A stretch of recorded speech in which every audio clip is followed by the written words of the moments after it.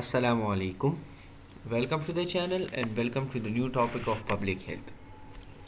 जिस तरह से हमने पिछले लेक्चर्स में बात की थी about the disorder of vitamin B1 and disorder of vitamin A, कि जब विटामिन ए और इसके अलावा जितने भी विटामिन B1 हो गए तो उसकी जब डिफिशेंसी आ जाती है तो हमारे पास कौन कौन से मसाइल आ सकते हैं। तो उसको हमने डिटेल में स्टडी किया, जिस तरह से कॉर्नियल जीरोसिस, रिटार्डेशन, ये उसके कुछ साइन एंड सिम्टम्स थे। फिर हमने ये डिस्कस किया कि ट्रीटमेंट हम उसकी किस तरह से करेंगे। फिर प्रिवेंशन की बात की थी कि हम अगर एक डिज़ीज़ को प्रिवेंट करने वाले हैं तो उसके लिए हम कितनी consumption of the vitamin A या विटामिन B1 की करेंगे। और फिर उसके अलावा जब विटामिन बी की बात आ जाती है तो विटामिन बी में हमने ये सारे सिम्टम्स स्टडी किए और फिर हमने उसकी प्रिवेंशन और ट्रीटमेंट की बात की। आज जो है ना हम बात करने वाले हैं विटामिन B12 डिफिशिएंसी के हवाले से। सो विटामिन B12 डिफिशिएंसी असल में है क्या चीज़। So this vitamin is essential for the maturation of the red blood cell. अब यहाँ पे एक साफ बात लिखी हुई है कि maturation of red blood cell के लिए आपको क्या चाहिए होगा, आपको विटामिन B12 की ज़रूरत पड़ेगी। तो जब विटामिन B12 मिसाल के तौर पर ये हमारे पास रेड ब्लड सेल है लेकिन अभी ये मैच्योर नहीं है, तो इसकी मैच्योरेशन के लिए क्या होगा, जब आपकी बॉडी में विटामिन B12 की तादाद ठीक होंगी तो ये जो RBC है ना, ये क्या हो जाएगा, ये मैच्योर हो जाएगा। लेकिन अगर आपकी बॉडी में विटामिन B12 की तादाद कम है तो आपका जो RBC है ना वो मैच्योर नहीं होगा। तो जब आपका RBC मैच्योर नहीं होगा तो उसकी वजह से आपकी जो RBC है वो अच्छी तरह से बनेंगे नहीं, और जब RBC नहीं बनेंगे तो आपकी जो HB है वो डाउन हो जाएगी। ठीक है, तो ये सारे मसाइल आ सकते हैं। अच्छा, यहाँ पे अब अगर हम देख लें ना तो ये बता रहे हैं कि the vitamin is essential for the maturation of the red blood cell, लेकिन अगर ये रेड ब्लड सेल मैच्योर ना हो तो आपको एक एनीमिया कॉज होगा। अच्छा, पहले आप देख ले, its deficiency leads to the macrocytic anaemia. Macrocytic किसे कहते हैं ये हम बाद में डिस्कस करेंगे, पहले हम ये डिस्कस कर लेते हैं कि एनीमिया क्या चीज़ है। तो anaemia, remember one thing, low level of HB। जब आपकी HB का जो लेवल है वो डाउन हो जाता है तो फिर इसे हम क्या कहते हैं, एनीमिया कहते हैं। अगर वो मेल है, ठीक है, तो हमारे पास 12 से लेकर 16 तक नॉर्मल है, लेकिन अगर वो फीमेल है तो उसके भी जो है ना हमारे पास 11 to 12 से लेकर 15 to 16 तक जो है ना वो नॉर्मल है। तो जब आपके पास विटामिन B12 की डिफिशिएंसी आएगी तो वो क्या होगा, रेड ब्लड सेल की मैच्योरेशन नहीं होगी और उसकी वजह से आपका जो HB लेवल है वो डाउन होगा, जिसे हम एनीमिया कहते हैं। अच्छा, मैक्रोसिटिक किसे कहते हैं, तो मैक्रोसिटिक का मतलब ये है कि आपका जो RBC है ना उसका साइज़ ज़्यादा होगा लेकिन उसमें जो HB है ना वो कम होगी। ठीक है, मैक्रो का क्या मतलब है, मैक्रो का मतलब है लार्ज। मैक्रो का क्या मतलब है, मैक्रो का मतलब है लार्ज। सो लार्ज साइज में होगा लेकिन HB की तादाद उसमें बहुत कम होगी। ठीक है, जब इसकी डिफिशिएंसी आ जाती है तो कुछ ना कुछ सिम्टम्स जो है ना वो नमूदार होंगे। कौन कौन से सिम्टम्स होंगे, एक होगा पैलर, आपका जो रंग है वो जर्द हो जाएगा क्योंकि HB नहीं है और HB में आयरन है, वो रेड कलरेशन देता है, तो उसकी वजह से आपका जो रंग है, उसकी डिफिशिएंसी की वजह से आपका जो रंग है वो क्या हो जाएगा, वो जर्द पड़ जाएगा। ठीक है, इसके अलावा इरिटेबिलिटी, इरिटेबिलिटी किसे कहते हैं ये हमने डिस्कस किया था कि इरिटेबिलिटी मीन्स कि एक बंदा है वो बहुत ही छेड़ करेगा, वो बहुत ही चिड़चिड़ापन उसमें पैदा हो जाएगा। ठीक है, अच्छा, दूसरी हमारे पास तीसरी हार्ट मर्मर। हार्ट मर्मर किसे कहते हैं, abnormal heart sound is known as heart murmur. जब आप मिसाल के तौर पर हार्ट साउंड्स की हम बात करें, हार्ट साउंड, तो हार्ट साउंड हमारे पास कितने हैं, फर्स्ट हार्ट साउंड है, सेकंड हार्ट साउंड है, third heart sound and fourth heart sound. इसमें हमारे पास अगर हम नॉर्मल की बात करें तो 1 and 2 है। थर्ड हार्ट साउंड जो है ना वो हमारे पास एथलीट्स और इसमें जो है ना कॉमन होती है। ठीक है, जो खेल कूद में बहुत ज़्यादा हिस्सा लेते हैं तो उसमें जो है ना थर्ड हार्ट साउंड कॉमन होती है। लेकिन जब ये, अच्छा, अब इसकी कुछ सीक्वेंस है, लब एंड डब, ये क्या है, ये हमारे पास हार्ट साउंड्स है, first heart sound, second heart sound. लेकिन जब इसकी एबनॉर्मेलिटी इसमें आ जाए ना तो फिर हम इसको क्या कहते हैं, हर्ट मर मर के थे। अच्छा, इनडाइजेशन मतलब होगी, डाइजेशन नहीं हो पाएगी, वीकनेस होगी, क्योंकि वीकनेस इसलिए हो रही है कि बॉडी में आयरन नहीं है, एचबी नहीं है, तो इसकी वजह से वीकनेस आ सकती है।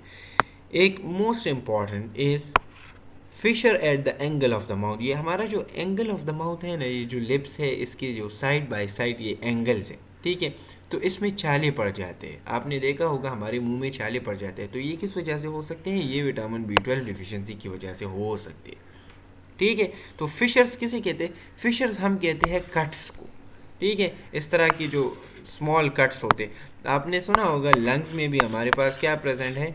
फिशर्स प्रेजेंट है। और वो फिशर्स क्या करते हैं? वो फिशर्स असल में डिवाइड करते हैं, उसे हम क्या कहते हैं? फिशर्स कहते हैं। फिशर्स का मतलब है कट लगाना, ठीक है। तो ये बात आपने याद रखनी है। अच्छा, सो विटामिन B12 डिफिशिएंसी की वजह से एक इंपॉर्टेंट बात, मैक्रोसिटिक एनीमिया कॉज हो सकती है और maturation of red blood cells नहीं होगा। सिम्टम्स की बात कर ले तो ये हमारे पास सिम्टम्स हो गए। प्रिवेंशन हम किस तरह से करेंगे? Diet rich in vitamin B12 should be included. जो खुराक हमारे पास विटामिन B12 की तादाद उसमें ज़्यादा हो, तो आपने उसको अपने डाइट में इंक्लूड करना है, ठीक। ट्रीटमेंट की अगर हम बात करें तो it is bye parental administration of vitamin B12। क्या मतलब है कि इसकी अगर आप ट्रीटमेंट करेंगे तो वो पेरेंटल एडमिनिस्ट्रेशन होगी। पेरेंटल एडमिनिस्ट्रेशन क्या कहते हैं? थ्रू इंजेक्शंस, ठीक है ना। तो जब भी विटामिन B12 की डिफिशिएंसी आ जाए तो उसकी फिर हम क्या करेंगे? उसकी जो प्रिवेंशन हम करेंगे, सॉरी ट्रीटमेंट करेंगे, तो वो थ्रू इंजेक्शन होगा, थ्रू पेरेंटल रूट होगा, ठीक है। अच्छा, अब आ जाते हैं आयरन डिफिशिएंसी के हवाले से बात कर लेते हैं। सो आयरन डिफिशिएंसी हमारे पास क्या है? सो आयरन डिफिशिएंसी इज़, अब आयरन की जब कमी आ जाती है, सो हमारे पास आयरन क्या है? Iron deficiency produce a macrocytic hypochromic anaemia. This cause is blood loss. अब क्या मतलब है इसका? मतलब इसका ये है कि जब भी आपके पास मतलब ये जो हम क्या कहते हैं उसे, जो आयरन है, आयरन की जब आपके पास कमी आ जाती है, तो इसका मतलब क्या है कि आपकी बॉडी में एक एनीमिया कॉज होगी, जिसे हम मैक्रोसिटिक हाइपोक्रोमिक एनीमिया कहते हैं, ठीक है। अब ये हाइपोक्रोमिक असल में क्या चीज़ है, तो हम इसको डिस्कस करेंगे कि हाइपोक्रोमिक क्या चीज़ है। लेकिन मतलब ये है कि मेन कॉज जो है, मतलब जो कॉज होगा ना, ये क्या होगा? ये ब्लड लॉस होगा। The cause is blood loss. Iron deficiency कब आएगी? ब्लड लॉस की वजह से आ सकती है, deficient intake of the iron की वजह से, इंक्रीज डिमांड ऑफ आयरन। अब एक बात याद यहाँ पे रख लो, ये जो माइक्रोसिटिक है ना, ये तो हमने डिस्कस किया कि साइज़ के रिलेटेड है, ठीक है। हाइपोक्रोमिक का क्या मतलब है? क्रोमिक हम कहते हैं कलर को, ठीक है। और हाइपो का क्या मतलब है? हाइपो का मतलब है कि कम। हाइपर और हाइपो तो आपने देखा होगा।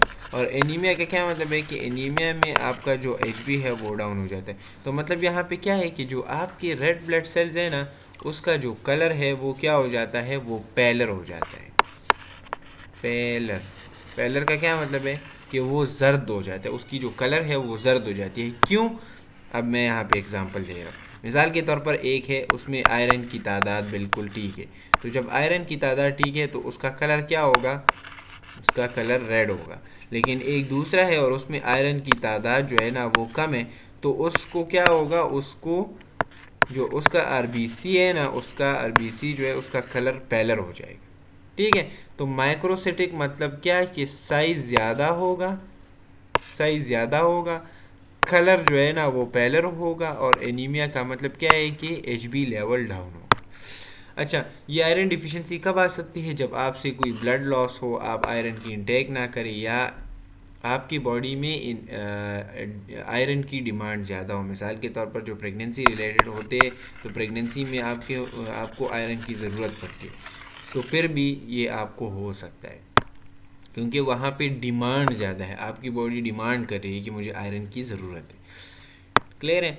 अब यहाँ पे अगर हम देख ले तो इसके साइन एंड सिम्टम्स वही पिछले वाले के साथ सेम है कि पेलर हो गया, irritability, hard murmur, indigestion, weakness and fissure at the angle of the mouth. Clear. अब प्रिवेंशन हम किस तरह से करेंगे? अगर प्रिवेंशन हमने करनी है और प्रिवेंशन कॉज जो है वो ब्लड लॉस है, तो पहले हमने कहा क्या करना है, हमने ब्लीडिंग को स्टॉप करना है, स्टॉप द ब्लड लॉस। ठीक है। अगर ब्लड लॉस वो नहीं है, काज नहीं है, तो फिर iron rich food should be taken. अब आयरन रिच फूड को आपने क्या करना है, उसकी इनटेक करनी है। अच्छा, मैं इसके लास्ट में आपको एक असाइनमेंट भी दूंगा, आपने वो करना है। अच्छा, ट्रीटमेंट में हम किस तरह से करेंगे? It is by the intake of iron salt 3 times a day after meal. आपने क्या करना है कि जो आयरन सॉल्ट होती है ना, वो 3 दफ़ा दिन में मील के बाद खानी है। खाने के बाद आपने आयरन सॉल्ट की इनटेक करनी है। ठीक है, तो ये इसकी ट्रीटमेंट हो गई। अब यहाँ पे अगर हम देख ले तो सिंपली जब भी एक डिफिशिएंसी आ जाती है तो उसका जो फंक्शन होता है वो ख़राब हो जाता है। ठीक है। अब नेक्स्ट हम बात कर लेते हैं about the vitamin C deficiency. तो विटामिन सी डिफिशिएंसी क्या चीज़ है? Vitamin C deficiency is called scurvy. Scurvy असल में एक डिजीज़ है जो विटामिन सी डिफिशिएंसी की वजह से आ सकती है। It is caused by the lack of vegetables and fresh fruits in the diet. जब आप फ्रेश फ्रूट्स और वेजिटेबल्स की इंटेक नहीं करते तो आपकी बॉडी में एक डिजीज़ कॉज हो जाती है जिसको हम क्या कहते हैं? स्कर्वी कहते हैं। अब हम इस डिज़ीज़ को पहचानेंगे किस तरह कि ये स्कर्वी डिजीज़ है? So it is characterised by, अब यहाँ पे ये साइन एंड सिम्टम्स है, spongy gums, anaemia, tendency to bleed, debility. क्या मतलब है? अब देख लो, स्पॉन्जी गम्स का क्या मतलब है? आपके जो मसूड़े हैं ना वो सॉफ्ट हो जाते हैं। वो क्या होंगे? वो सॉफ्ट होंगे। तो जब वो सॉफ्ट होंगे ना तो उसमें ब्लीडिंग का ख़तरा बहुत ज़्यादा होगा।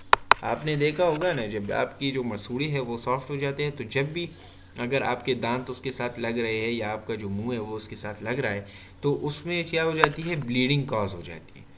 क्लियर हो गया? तो ये आपने याद रखना है कि जब विटामिन सी की डिफिशिएंसी आ जाती है तो आपकी जो गम्स हैं वो ख़राब हो जाते हैं। ठीक है। दूसरी बात, आपको क्या हो सकता है? एनीमिया हो सकती है। एनीमिया क्या कहते हैं हम उसे? लो HB लेवल।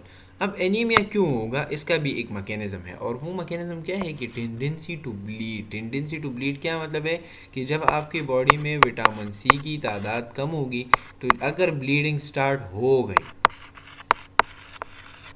तो उसका रुकना जो है ना वो फिर मुश्किल हो जाता है। और इसका ये मतलब भी है कि टेंडेंसी टू ब्लीड का मतलब है कि आसानी से ब्लीडिंग स्टार्ट हो सकती है। ठीक है। अगर आपके गम से हो गई या आपको कोई इंजरी हो गई तो उससे ब्लीडिंग बहुत ज़्यादा हो सकती है। तो जब ब्लीडिंग होगी तो उसकी वजह से क्या हो सकता है? आपको एनीमिया हो सकता है। क्लियर हो गया? और लास्ट में ये क्या है? डिबिलिटी। डिबिलिटी का क्या मतलब है कि वीकनेस। वीकनेस का मतलब है कि आपका जो बॉडी है वो क्या होगा? वो असल में कमज़ोर हो जाएगा। ठीक है। तो ये कुछ sign and symptoms related to the vitamin C deficiency की। जब विटामिन सी डिफिशिएंसी आ जाती है तो इसमें कौन कौन से ऐसे साइन एंड सिम्टम्स आ सकते हैं? अच्छा, दूसरी बात यहाँ पे प्रिवेंशन की हम बात कर लेते हैं। तो हमारे पास जो प्रिवेंशन है ना, अब हमने वहाँ पे डिस्कस किया कि विटामिन सी किस तरह से आ सकता है, मतलब कौन कौन से ऐसे कॉजेज़ है, कौन से खुराक है जिसको हम छोड़ कर फिर क्या कहते हैं विटामिन सी की डिफिशिएंसी आ सकती है। तो प्रिवेंशन वही है कि वेजिटेबल्स और fresh fruit should be included in the diet. जो आपकी डाइट है उसमें आपने क्या करना है? वेजिटेबल्स एंड फ्रेश फ्रूट्स को इंक्लूड करना है। ट्रीटमेंट क्या है? अगर मिसाल के तौर पर डिफिशिएंसी आ गई है, ठीक है, तो फिर आपने क्या करना है? आपने विटामिन सी के टैबलेट्स मिलते हैं उसको डेली तौर पे क्या करना है? उसकी एडमिनिस्ट्रेशन करनी है। क्लियर हो गया? तो ये कुछ इसकी ट्रीटमेंट हो गई कि मिसाल के तौर पर विटामिन सी की डिफिशिएंसी आ जाती है तो फिर हमने उसकी टैबलेट्स को खाना है। अच्छा, अब आ जाते हैं विटामिन डी डिफिशिएंसी और लास्ट में हमारे पास है आयरन डिफिशिएंसी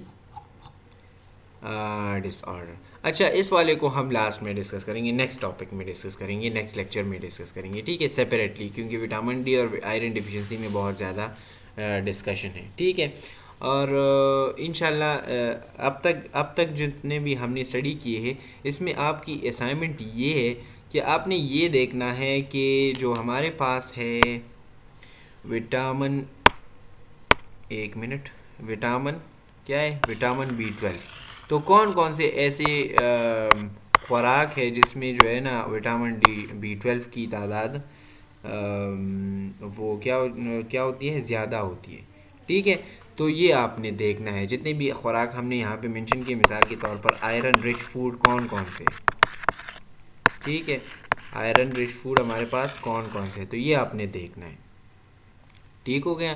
तो इंशाल्लाह हम जो है ना नेक्स्ट लेक्चर में ये सारा कुछ डिस्कस करेंगे अबाउट दी विटामिन, क्या रह गया था, विटामिन डी है, और आयरन डिफिशिएंसी डिसऑर्डर। तो यहाँ पे डिफिशिएंसी डिसऑर्डर्स ख़त्म हो जाएंगे। इंशाल्लाह नेक्स्ट लेक्चर में मिलेंगे, तब तक के लिए इजाज़त दे, अस्सलाम वालेकुम।